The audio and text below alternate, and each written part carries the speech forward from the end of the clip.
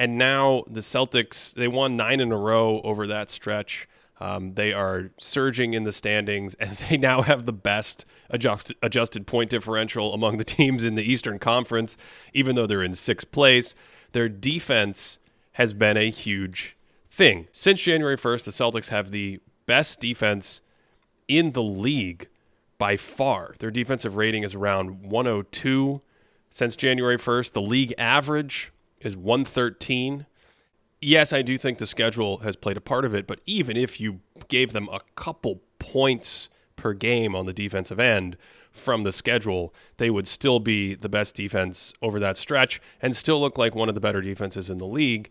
And what the Celtics have tried to do with Rob Williams, it looks like, as the season has progressed, is move him sort of away from the point of attack action when possible. So that means maybe putting him on a wing or a forward instead of guarding the other team's center and trying to make sure someone like Al Horford or Grant Williams matches up with the center and is playing the ball screening action while Rob can kind of stay low, stay on the weak side, come off a corner man. And this works especially well when you play the DeAndre Hunters of the world, who aren't necessarily great shooters or great offensive threats. And what that allows Rob to do is access this incredible shot blocking from the weak side.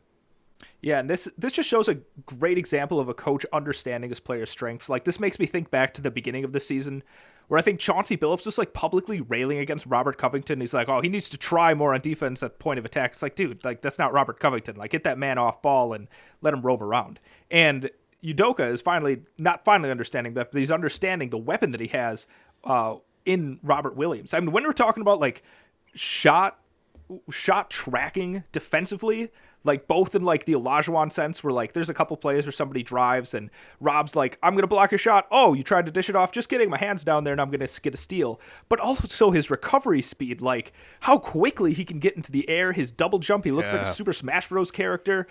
He can teleport from the perimeter down to the rim and block somebody. He's really, it's really incredible to see somebody that size get that high and off the ground that quickly. His physical tools are incredible. And to your point, I get the idea because I think they fit coming off the ball. When he's on the ball, he gets to access that length and that incredible quick jumping where he doesn't really have a load up time. He just kind of springs off the court. But that can get you out of position. You have slightly different defensive assignments. And if you're on the big, let's say you're in a drop coverage, and so the Celtics have him in the screening action, he's dropping back. If he commits to the ball at a certain point, that opens up a rolling, sometimes vertical long center for the lob or the laydown and the easy finish.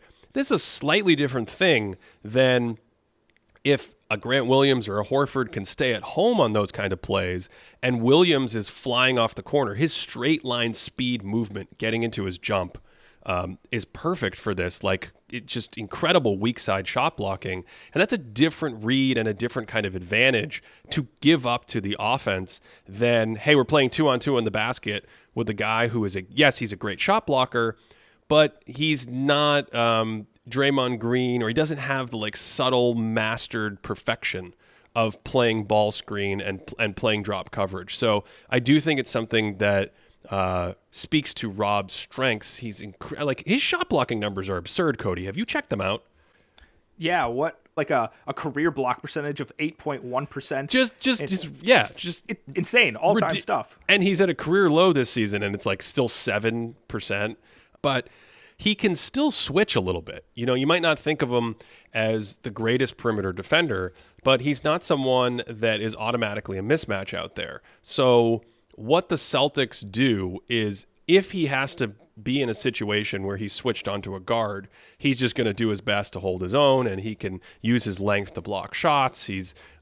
There's one play where he just rips somebody with his hands and starts a fast break going the other way. I mean, some of it athletically, the physical tools are really spectacular, but they also do a tremendous amount of communicating and switching off the ball, both in terms of what we would think of as scram switching behind the play. So you're pre-switching behind the play, which takes a lot of communication, but also stuff like as the pick and roll is happening, Marcus Smart and Rob can communicate in real time. It's really impressive. And just basically what Marcus Smart is doing in that situation is he is peel switching to the corner. He's going two guys away and like saying, oh, I'm just going to head over to the corner and take Rob's man, and Rob will match up with this big center coming down the lane. And all of this, I think, speaks to what we're talking about, where you optimize a player and his weak side help and try to cover up any weaknesses he has in other situations. And I don't think it's been the game changer for Boston, but man, you start to look at Jaylen Brown, Marcus Smart, Jason Tatum, Grant Williams is playing much better. Like he's improved in terms of the reads that he makes in the games, the tricks that he's starting to understand how to use his body. You are now talking about a team that I think overall, regardless of who's healthy, is probably like a top 5 defensive team in the entire league. They're certainly in that ballpark for me right now. I think something that really helps them. First of all, there's actually like 2 elements to their defense that I really like with their personnel that they're really maximizing well with their coaching. Number one, it's the fact that every one of those guys that's out there, even though Marcus Smart can be smaller, like you don't necessarily want to post up Marcus Smart. Like he's a great post defender for being a guard. And same with Jaylen Brown. Like Jaylen Brown has his warts defensively, but again, this is a very strong, sturdy guard that you can't easily post up. Tatum's a big guy, Horford's a big body, so they have 5 guys that you can't really take advantage of in the post. The other thing that's really helpful is that they have 3 legitimate rim protectors when they're running a lineup of Horford, Tatum, and Rob Williams. And I think that's pretty rare. Is like you don't necessarily need to station just one of them near the rim to protect the paint. You can sort of rotate each one of them out, and I think there's differences between them. Obviously, Rob Will is probably the best, at least recovery help rim protector, but the other 2 are also strong rim protectors, and Tatum especially for his position. And I think when I'm thinking about teams that do a lot of switching, because the Celtics do a lot of switching, and when I'm thinking about like the Miami Heat and how much switching they do, when Bam Adebayo's out on the perimeter, he's easily their best rim protector, whereas Jimmy Butler really secretly has never been a great rim protector, so you're kind of leaving him on an island there. So I think that's secretly a big part of what makes the Celtics defense whir even more. Yeah, that's a great point. It's just a lot of really good defensive players when you think about the personnel. I mean, Smart for his position, whether he's playing the 1 or the 2, has some rim protection value depending on the context of the play. Jaylen Brown is obviously tremendously athletic. Derek White coming in is a solid, buttoned-up defender, active hands, can get in passing lanes, kind of understands where to be. And I go back to a theme that we've talked about all season. This goes back to my video on the Warriors defense.